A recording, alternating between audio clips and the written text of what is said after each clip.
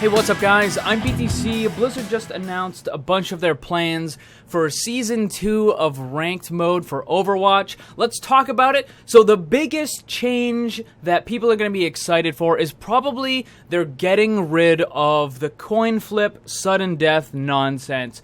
Everybody hated this. It was unfair. One team had a definite advantage over the other, and if you lost the coin flip, well, you were just, you were out of luck. So much for that whole game, you might as well throw it away because a stupid RNG coin flip at the end pretty much put you in a hole and made it very difficult for you to win. So people hated it. So what they're going to be doing is they're going to make it so that it's more difficult for maps to actually end in like a tie type situation where it would actually go to sudden death. They're going to be changing the amount of time you get on the assault map, so Hanamura, Anubis, and Volskaya. They're also making it so that before, what would happen is if you ran out of your time bank time, that would just be it. But now, if you capture a point and you don't have any time bank time, it's going to give you an extra 30 seconds. So you can try to rush to the next point. You basically got one shot at getting the next point. Also, they're reducing the amount of bonus time that you get after your first completion of a round. So what used to happen was if you played all the way through and you managed to capture both points, but you had less than 2 minutes at the end, it would just bump you up to 2 minutes. And this was really kind of bogus because if one team finished with only a single second left, they would get bumped all the way up to 2 minutes. But if the other team finished with 2 minutes and 1 second, they would still only have 2 minutes and 1 second. So the team that went really, really slow would have, basically the same amount of time as the team that went, a little bit faster, several minutes faster. So they're going to change that, and they're going to make it so that if one team gets that bonus time, then both teams get that bonus time. And they're actually going to reduce it from 2 minutes down to 1 minute. So this should result in a lot less of the sudden death type situations. And on the payload maps, if you manage to get the payload all the way to the end, it's now going to time bank that time just like the assault maps do.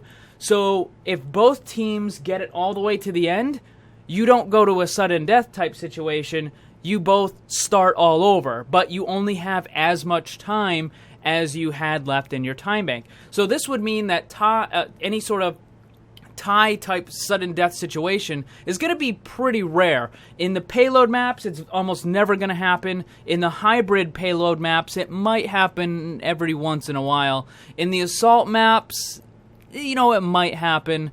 And in the King of the Hill maps, it'll never happen just because of the nature of the King of the Hill maps.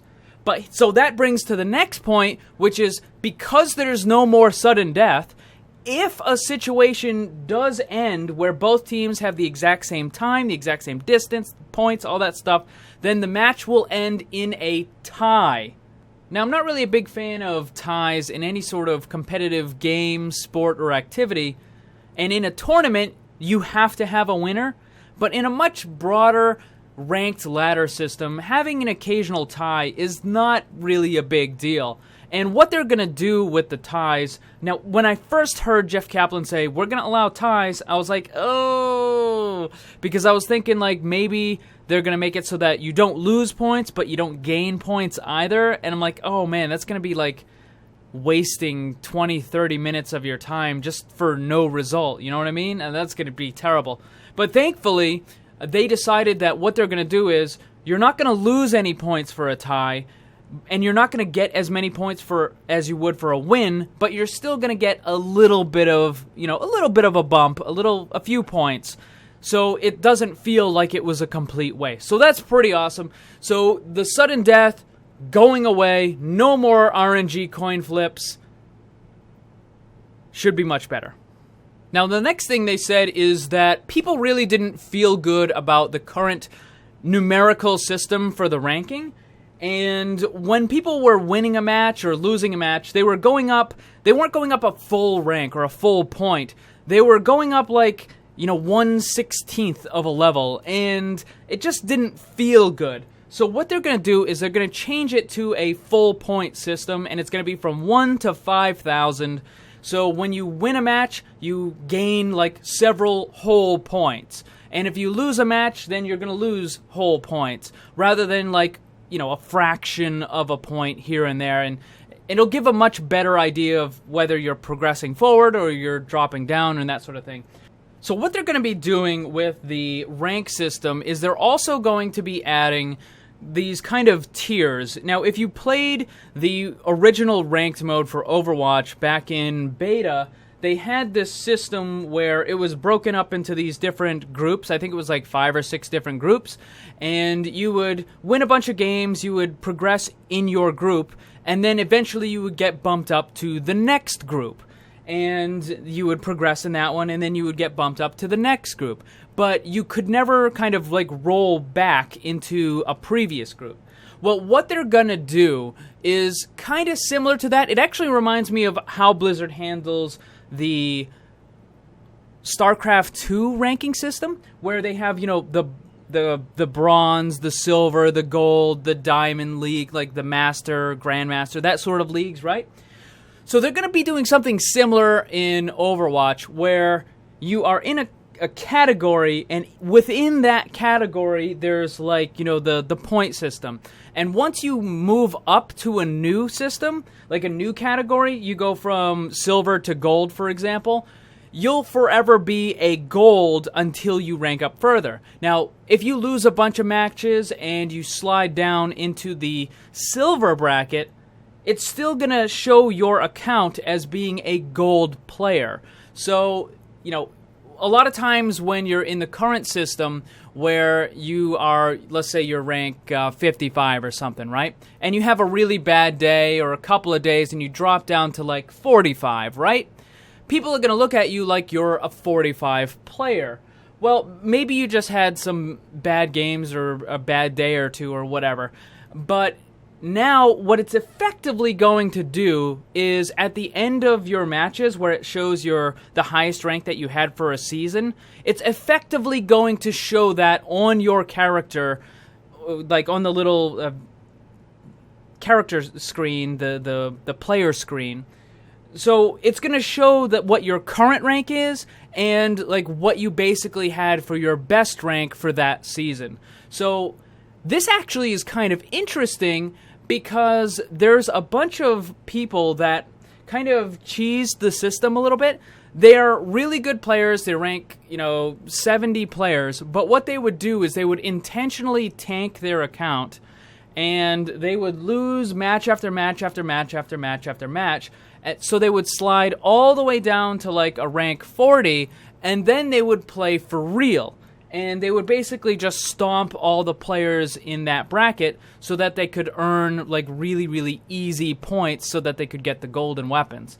People in CSGO used to do this too. They would just like intentionally lose, and then they drop all the way down so that they could do something called smurfing, which was when you have a really good player in a low bracket and they just stomp the hell out of the people in that bracket.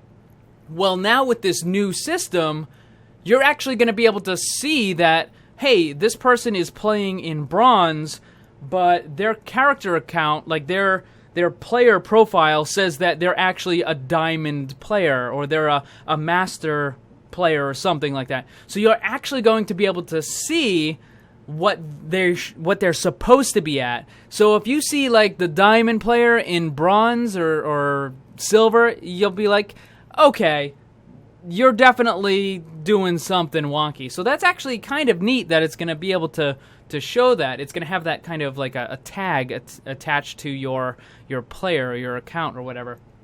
So that's kind of neat.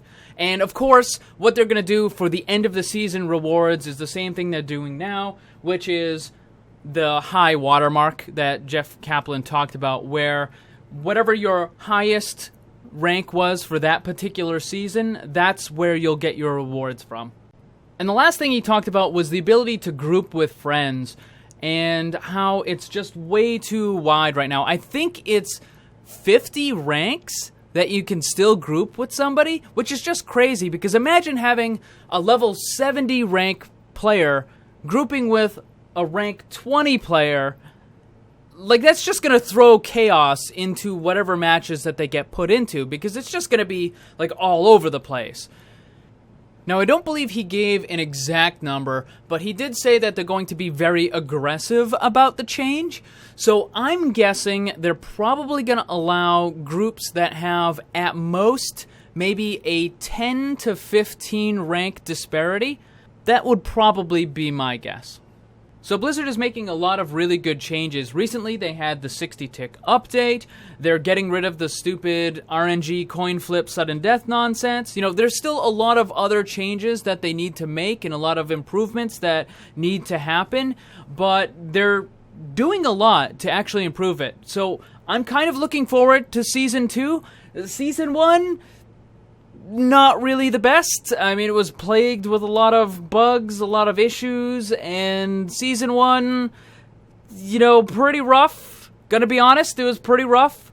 But Season 2 should be a lot better, and hopefully they keep improving it. So anyways, that is gonna be it for this one.